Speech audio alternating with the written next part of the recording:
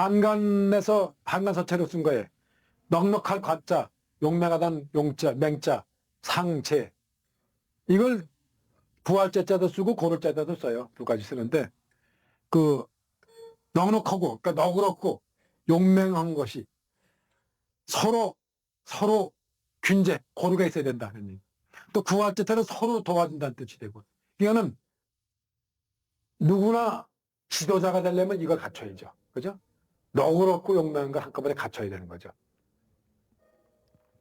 뭐 그런 뜻이고, 그거는 예서로. 요거는 그냥 행초로 그 아까처럼 색지에다가 그 백운선사의 그 산 것이 자기가 산에 살면서 그 조용한 자기 심정을 읊은 거예요. 그 읊은 거를 원래 거산지상에 12시가 있는데 12시가 있는데 그 중에서 6개만 골라서 6곡 뭐 평풍 비슷하게 해서 색깔로 한번 맞춰본 거예요. 이것도 재밌으라고. 이것도 서체는 육조행이에요. 육조행으로. 요거는 뜻은 산색이 만창, 산의 색깔이 자기 집 창에 가득이 들어와. 가득이 가득하고 또 그 안에 대가로 집안에는 창밖에는 산색이 가득하고 그죠? 창에. 그다음에 집안에는 책이 서가에 가득해. 그죠? 완전히 문사의 방이죠. 그다음에 운근, 구름이 위벽. 자기 집 우타리에 있어. 우타리를 벽을 사. 그러니까 산 중에 사니까 운무가 쫙 끼니까 그 집을 멀리서 바라보면 운무 속에 울타리가 쫙 구름이 이렇게 울타리에 담아 있는 거지. 그리고 벽이고 대나무 죽자요고. 대나무 죽자 약간 초로 쓰면 좋겠어요. 죽이문, 유할자에다 문문자. 대나무가 앞에 이렇게 해서 대문을 삼아 대나무가 있다는 얘기죠. 문사의 집을 얘기하는 거죠.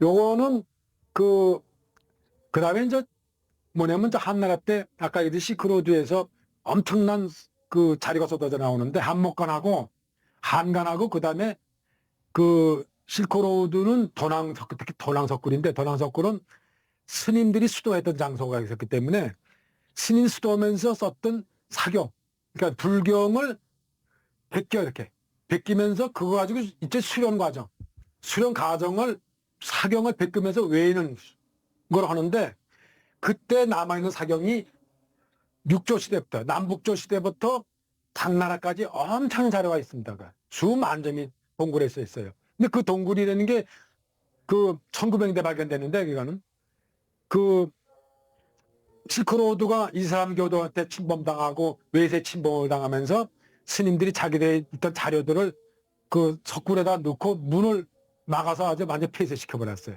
근데 그게 1900년대 우연하게 발견돼 가지고 그게 영국이나 저쪽 프랑스 사람의 탐험대에 의해서 발견됐는데 그 사람이 들어와가지고 다 훔쳐갔죠, 이거는. 그래서 지금 프랑스 대영박물관 이 자료가 다 거기다 나가 있습니다. 실제로. 나와 있는 중에 우리 왕호척주 국전, 해초 왕호척주도 거기서 나온 거죠. 나와서 지금 불란사가 있는 거죠, 지금. 그 중에 자료 중에 사경자가 굉장히 많은데 여러분들이 앞으로 소회, 큰 글씨만 쓰지 말고 그냥 작은 글씨를. 예전에는 제일 처음에 작은 글씨부터 썼어, 사실은. 맨 처음에 큰 붓 쓰다가 그다음엔 필기구였으니까 전부 노트 기록하듯이 세 필 가지고 한번 써서 작은 붓을 능통했었거든요. 그 이제 큰 붓하고 작은 붓하고 병에 써야 붓의 움직임을 바르게 알아. 저도 뭐 저만 해도 사실 공부를 뭐 20대나 됐으니까 어릴 때 과학이 없었으니까 세 필자 받아본 게 없었거든요. 큰 붓만 가지고 쓰다가 사실 요 근래 이걸 하면서 공부한다고 세 필만 써본 거예요. 세 필 써보니까 세 필 공부를 하니까 큰 붓의 움직임을 다시 찾겠어. 여러분들이 큰 붓, 작은 붓을 섞어서 공부를 해볼 필요가 있어. 근데 그 중에 이 사경 공부가 굉장히 좋아. 사경이 뭐가 근본적인 자료를 공부해야 되는데 이제 도낭석굴에서 이 자료가 많이 쏟아졌기 때문에 이 자료를 가지고 한번 해라. 이거지. 세필 공부를. 그러니까 이거는 공부하기도 좋아. 이 두루마리 종이 이렇게 놓고 이 컨종이는 전부 사람이 당겼다 내렸다 이렇게 써가야 되는데 이거는 두루마리 놓고 쭉 이쪽으로 펴면서 계속 쓸 수가 있거든. 연습도 하고 공부도 하고. 그러니까 사경 가지고 앞으로 할 필요가 있다, 공부를. 근데 그 중에 요거는 공도 발원문이 되는 건데 그 남아있는 그러니까 도낭석굴에서 발견된 사경 중에서 약간 흐름이 행이 맛이 나면서 육조서차 이거는. 그래서 흐름이 따박따박 떨어진 육조서체가 아니고 약간 흐름이 행해, 행필의 맛, 움직이는 맛이 나는 상처가 있기 때문에 그걸 한번 임을 해본 거예요, 지금 제가. 그러니까 이런 거는 한번 임을하고 나면, 일조부터 하는 임을 하면 상당히 많은 게 터득이 돼. 그래서 이번에 공부로그에서 나도 공부로그에서 한번 임을 했다는 거죠. 이런 건 참 중요한 자료예요. 여기는 뭐 이거 풍락, 이거 풍성한 풍자, 풍락 그대로 이거는 이거 예서체고, 이거는 산농, 산의 그 단풍의 색깔, 산의 색깔이 아주 짙고, 계곡은 또 단풍 색깔 때문에 아주 요염하다 이런 얘기죠. 산에 다니시는 분들은 아주 맛을 느낄 거예요. 산농, 이거는 청락, 이것도 저 한간 서체로 쓴 겁니다.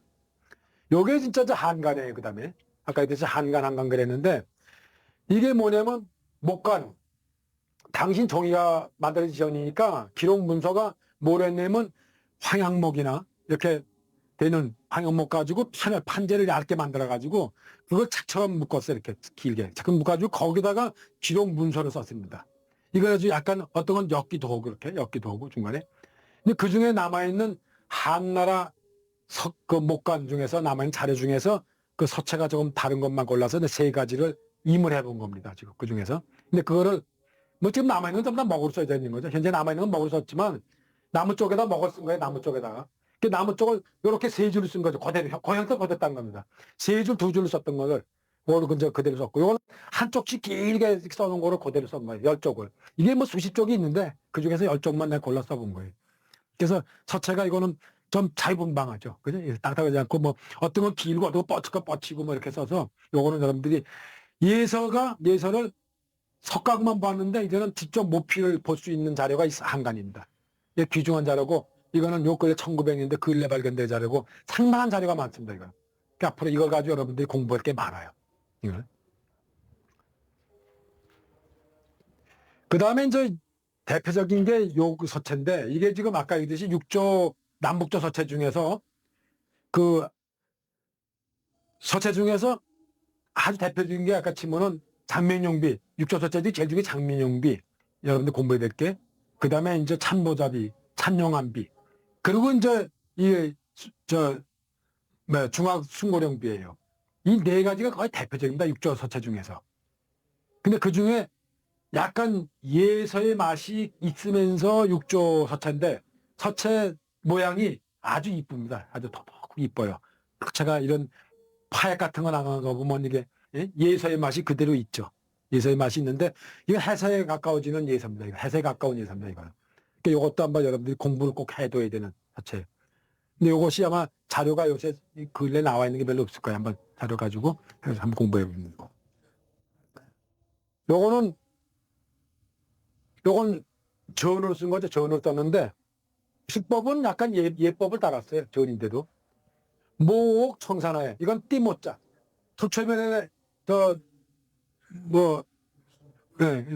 모자 쓴 거죠. 요거는 띠모인데, 띠라고 하고 뭐 지푸라기라는 소리도 되고 풀이라는 소리도 되고 그래요. 그러니까 풀집에 풀집.